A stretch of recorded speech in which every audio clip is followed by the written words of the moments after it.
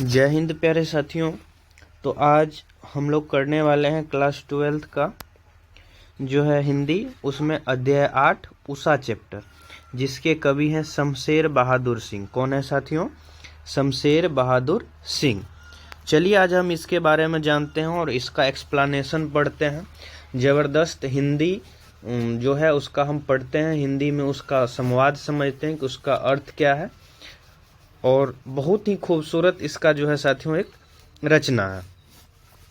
और इसके पीडीएफ के लिए आप लोग ज्वाइन करेंगे एसी आनंद क्लासेस 88, वहाँ पे आप लोग को इसका पीडीएफ मिल जाएगा।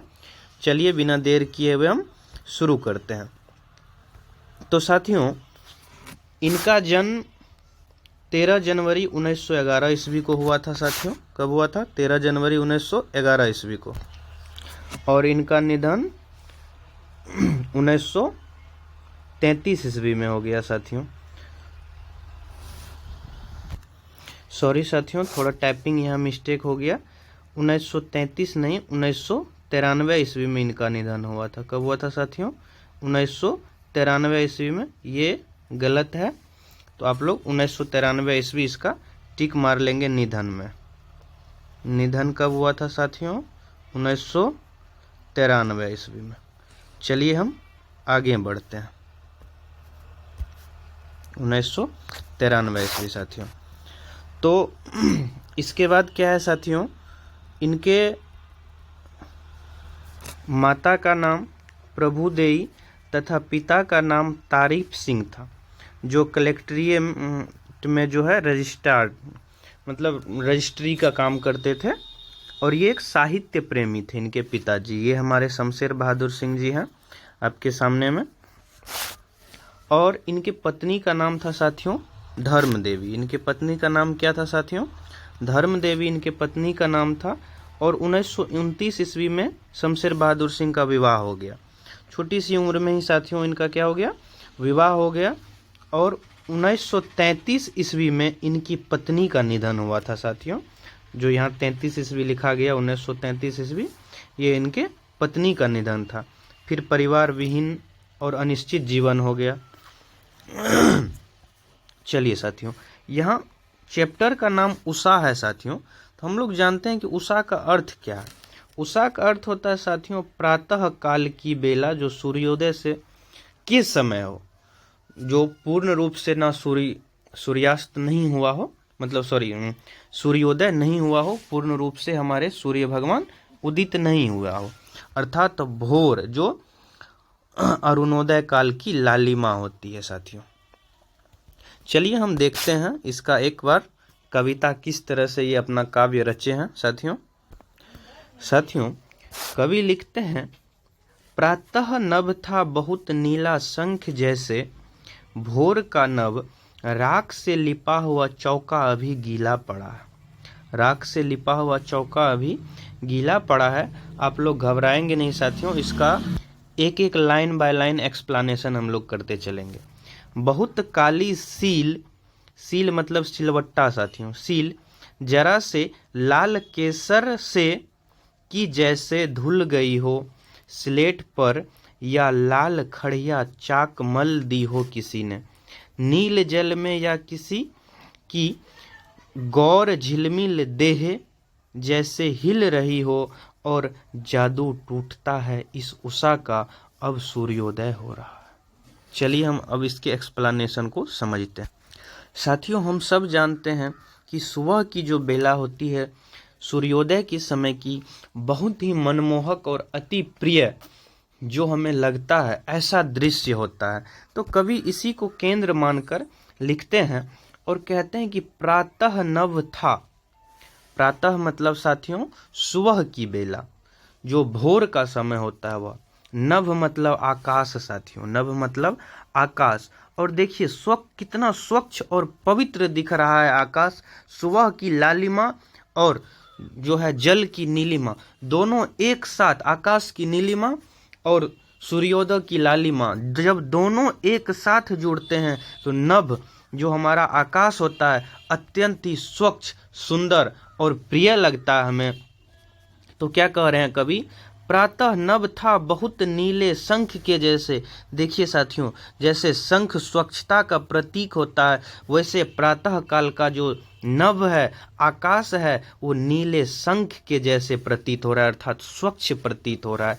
भोर का नभ मतलब सूर्योदय की बेला की समय की बात हो रही है साथियों। भोर का नभ अर्थात प्रातः का नभ क्या लग रहा है, बहुत ही सुंदर, स्वच्छ और मनोरम है। क्या कह रहा है साथियों आगे, राख से लिपा हुआ चौका अभी गीला पड़ा है।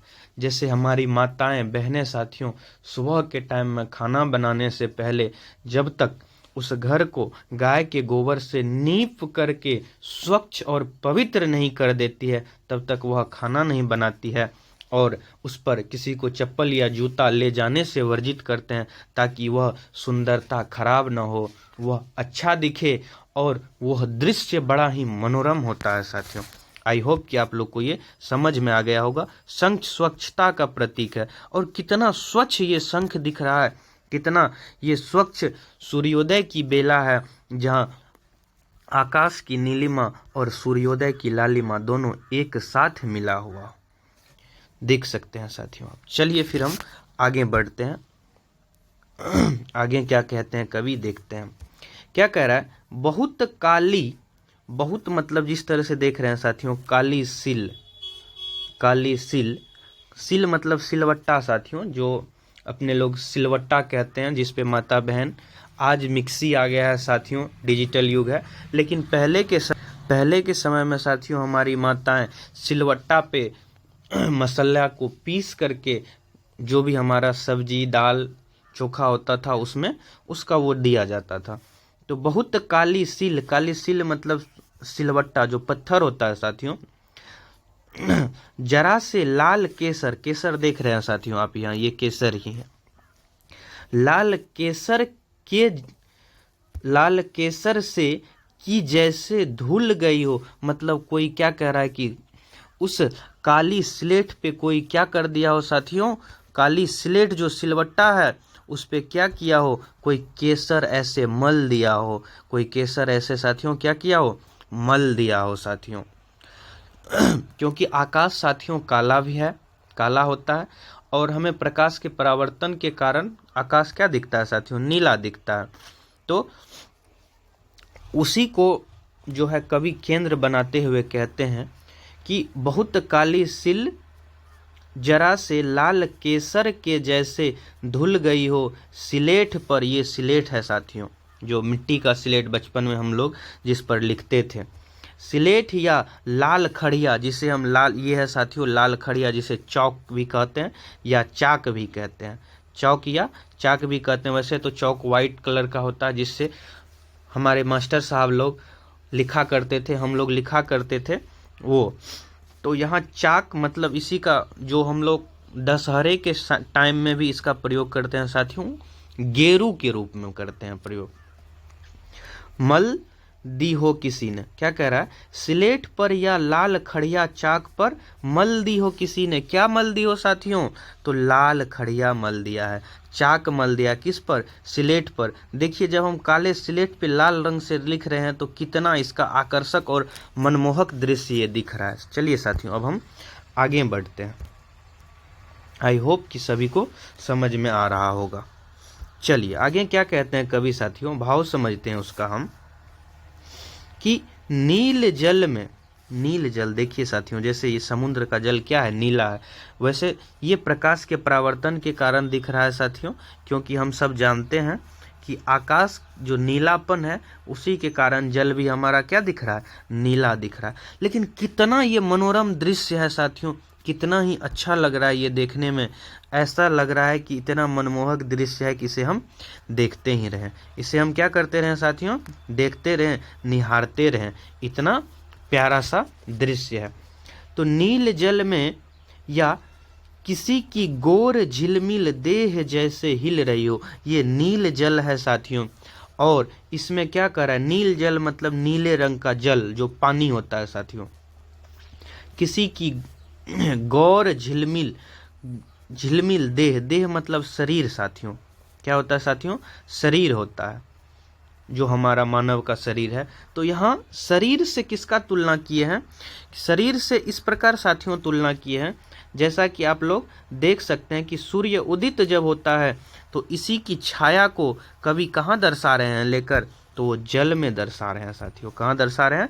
जल में दर्शा रहे हैं। अर्थात इसके बीच में क्या कहना है कभी का, कि यहाँ पर जब हम सूर्योदय की लालिमा को देखते हैं, क्या देखते हैं साथियों? सूर्योदय की लालिमा को देखते हैं तो उस नील जल में जैसे किसी का देह क्या हो रहा हो, तो हिल रहा हो। क्या हो रहा है साथियों? हिल रही हो, और जादू टूटता है इस उषा का, अब सूर्योदय हो रहा है। जादू टूटता है इस उषा का।